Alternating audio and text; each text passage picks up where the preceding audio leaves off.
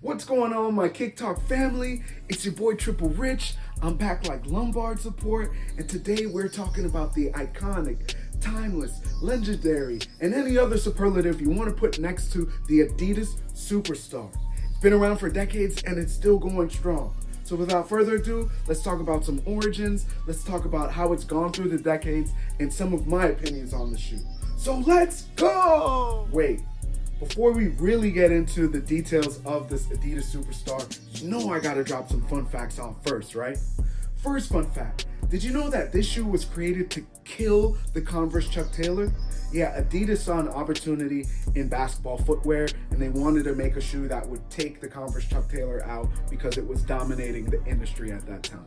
Number two, did you know that this shoe is responsible for not only the first ever footwear deal for a basketball player, but also the first ever footwear deal for a musician or recording artist? It's crazy, but it just shows you how timeless and iconic this model really is. Last but not least, did you know that this shoe was actually created in secret? When the son of Adidas talked about making inroads into the basketball industry, his dad, father of Adidas, Adidas, shot down the idea. So he did what most kids do, and he did it anyway. But now that we got some fun facts down, let's really get into it and let's kick talk. Let's talk about the origin story of the Adidas Superstar first. Horst Dassler was a dreamer and happened to be the son of the owner of Adidas, Adi Dassler. Horst Dassler went to the 1960 Rome Olympics, and he noticed that the United States was dominating basketball at the Olympics and went home with gold. This made him interested in how he could break into the American market. The Adidas company was not yet a global brand at this time, so it was in his mind that he could see this company being huge, and the first step was to break into the American market. He ran this idea by his dad. He said, let's make a basketball shoe, let's take out Converse, let's do this and that and the third. And his dad was like, no, we got a good thing going on. We're running tennis, we're running soccer, we're running track and field. We don't need to do basketball right now. That experiment is useless. In secret, he reached out to the US Adidas rep named Chris Severin. Him and Chris Severin talked about how he could see a basketball shoe competing with the Chuck Taylor. There was a secret factory in France that they had just acquired, and this is where the idea was secretly developed. They came up with the shoe, and the shoe was first produced in 1965. In 1965, it was not the Superstar. It was first called the Adidas Super Grip. And it also had a high top counterpart called the Pro Shell. These shoes both did not have the rubber toe to begin with, but in about 1968 to 1970, as they continued to tinker with these models, the protective toe came about, and we would see the real Adidas Superstar in about this time frame, from 68 to 1970. Now that we know about the origin story of where the Superstar came from, let's talk about how it evolved over the next few decades. And we're going to start with that round number of 1970. From 1970 to about mid-1970, it was a grind for Mr. Chris Severin. He was the Adidas rep who was going to every basketball court he could physically get to with these shoes in hand, trying to get them on players on the court just so they could test them out and he could get some opinions on the shoe. Most people at that time in the 60s, 70s era were still stuck with Converse All-Stars. That had just been the basketball shoe for the decade going, and people were not ready to try something new. However, through all his hard work and patience, he was able to get in good with a NBA star. His name was John Block, and he had recently got traded to the San Diego Rockets, which are today now known as the Houston Rockets. John Block, he was dealing with a bunch of injuries, foot, knee, ankle, and he attributed a lot of that to wearing Converse All-Stars. So he was happy to try something new. When Chris Severin gave him the shoe, He became his #1 advocate. He loved how the shoes were so protective, how they were leather and not canvas, how the toe was fully rubber. He could just see how it would save him from a lot of future injuries. So then he went to his teammates and he went to his coach. And the coach even tried on the shoes himself. And once he tried them on, he said, wow, these are amazing. You have the green light to talk to my players. I won't get in the way.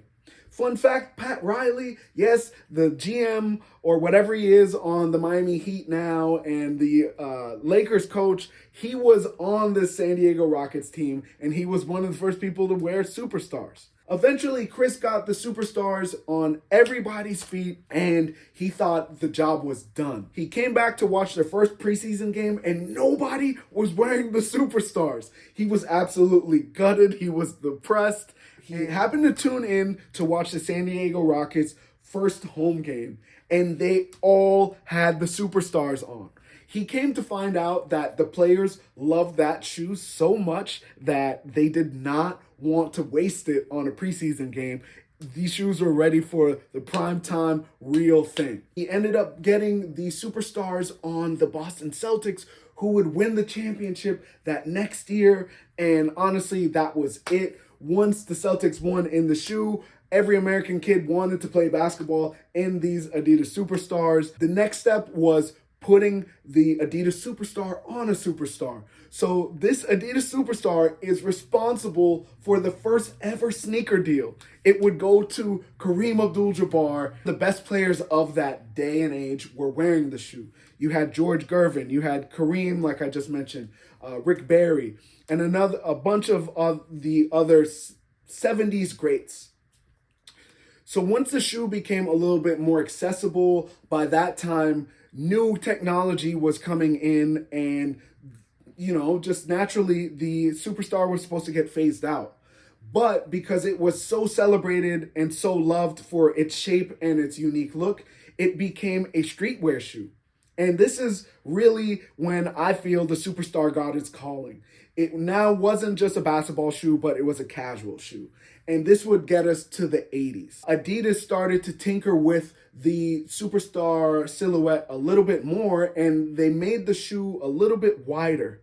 And it was aimed at the American audience. This is what most Superstar aficionados would say was the purest, best OG version. So let's call it the 80s Superstar. Wider 80s Superstar also came right on time as hip hop was growing as a culture and as a genre. Fat laces on Adidas Superstars were one of the first ever hip hop outfit staples. The people who would probably champion this look of the fat laces on the Adidas Superstars, or no laces at all with the tracksuit, were Run DMC. They would eventually become the face of Adidas. But what made Run DMC so special, most rappers were dressed in wild outfits. These were the first guys to look like they could have probably come off the street and just grabbed a mic. They had a real authentic casual look, but I really felt like they became the poster child for Adidas around 1986. Now what happened was they made a song called My Adidas, which was an ode to the Superstar as well as the tracksuits and all the other stuff that we would probably associate with B-boys. The reason they dropped this track was it was actually like a reply to a diss track to people who dressed like them. They had like this community leader who lived in their area named Dr. D's, and he dropped a song called Felony Sneakers. And in the song, he basically said, if you dress how Run DMC dresses and all the breakdancers and stuff, you're most likely a felon, you're most likely a thug, you're up to no good. So Run DMC replied with a track that said, nah, it's nothing like this. This is just our style. We're good people, we're productive. And it became the catalyst for getting them signed by Adidas. They were rolling out the album with the single My Adidas on it, and they performed it at Madison Square Garden. When they performed the song My Adidas, they said, hey, everybody, if you're wearing a pair of Adidas right now, put them up. And everybody just put them up like a lighter or a cell phone in today's world. One of the Adidas reps was actually at that concert. He lost his mind. He said, wow, these guys are really bringing in a lot of money for us. We got to sign them. So not only did the Adidas shell toe become the first ever shoe responsible for an athlete to get a sneaker deal, but it also became the first ever shoe responsible for hip-hop recording artists to get a deal with a corporation. As the Adidas Superstar got to the 1990s, it would undergo more changes. It would actually turn into the Adidas Superstar 2. And some of the changes in the Adidas Superstar 2 would be that the tongue padding, as well as the padding all over the shoe, would be a lot more thicker, and it would be produced in Asia. That version, the Superstar 2, would become the bestseller for Adidas throughout the world for the next decade or so to come. Now, when we got to the 2000s, it was also taking on some other new forms. It was voted as one of the top 10 skateboarding shoes of all time in various magazines.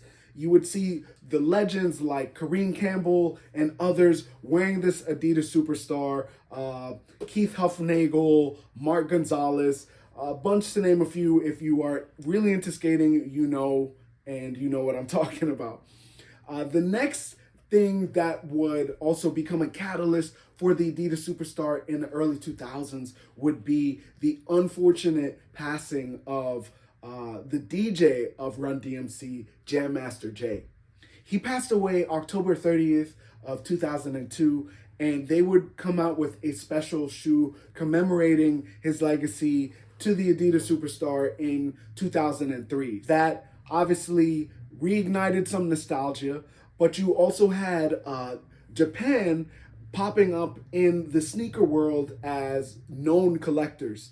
You had Nigo, as well as Fujiwara, and a bunch of other Japanese streetwear legends who were collecting these Adidas Superstars. Nigo, who eventually founded Bape, was super into the Superstar, and he would eventually get a chance to collaborate with Adidas to make his own take of the Adidas Superstar. Fun fact, Bape was actually the first ever streetwear company to collaborate with Adidas on the Superstars. In 2008, Adidas would circle back and bring in extra nostalgia by coming out with the Adidas Superstar 80s.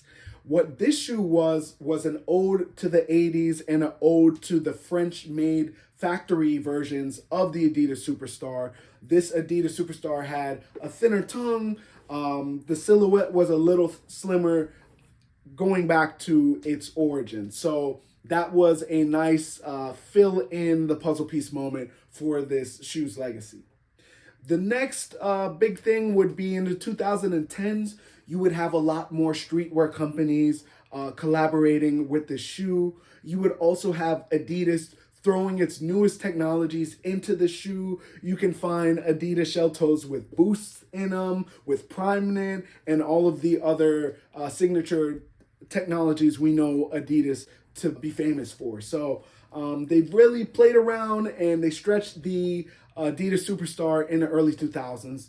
And then in 2015 was probably one of the bigger accolades for the Adidas Superstar. They had Pharrell Williams connect with the shoe, and they dropped 50 different colorways, 50 different shades, all one color, of these Adidas Superstars in 2015. And Adidas collectors went crazy for the shoe.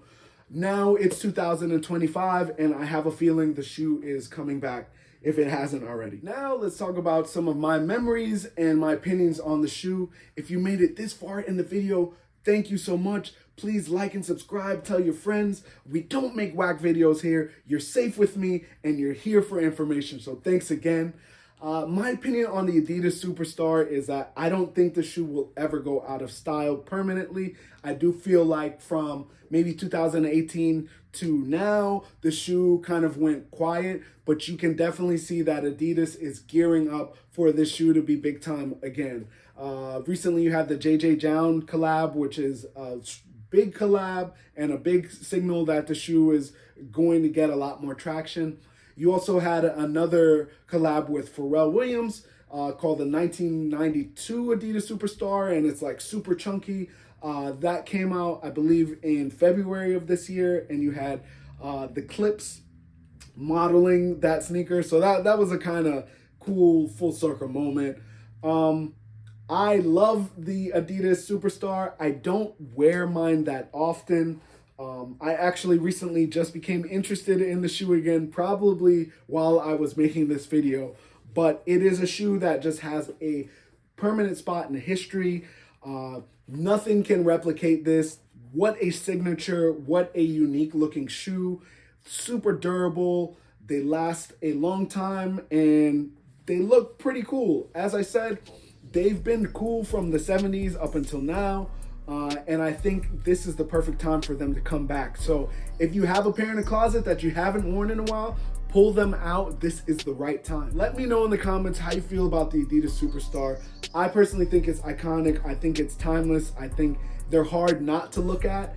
And I think everybody should get an opportunity to try a pair. Thank you for tuning in today. This is your boy Triple Rich. This is episode 27 and it's over. So you have a good day, you have a good night. You keep getting better at what you do. I'm gonna keep working on getting better at this, and I'll catch you soon. It's Kick Talk. We out.